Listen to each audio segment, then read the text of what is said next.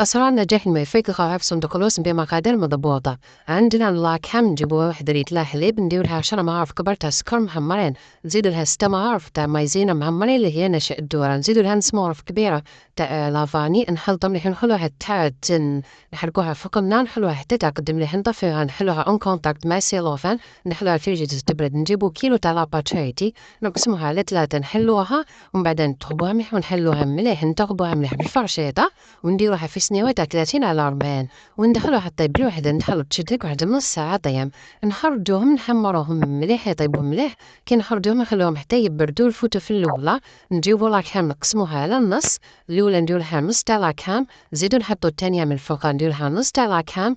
نكونو درنا لها الزبدة بطبيعة الحال نطلعوها، نجيبو نص تاع لاكام هادية نديروها في الأولى نزيدو نص تاع لاكام في التانية نحطوها نورمال، أما الطبقة التالتة نقلبوها على ظهرها ونحطوها بالعقل نحطو صنيوة من فوقها ونعبزوها مليح باش تشدلنا، نروحو للفوندو يا تشوه برا يتباع واجد ديرو فوق النار وديروه يا توجدو نتوما ديرو كاس ونص تاع السكر مع شوية تاع الحليب مع لافاني مع شوية تاع الكارز حتى ينضم لكم، نديروه من الفوق ونروحو نزربو نوجدو الشيكولا تاعنا قبل ما ينشف هداك الفوندو ونديروها من الفوق الشيكولا ونديرو هاديك الخوطة نقطع طرفهم الأولين ويتخرج لنا هادي الكمية حوالي 15 حبة كل واحدة على حسب التحضير تاعو، نقطعو 5 حبات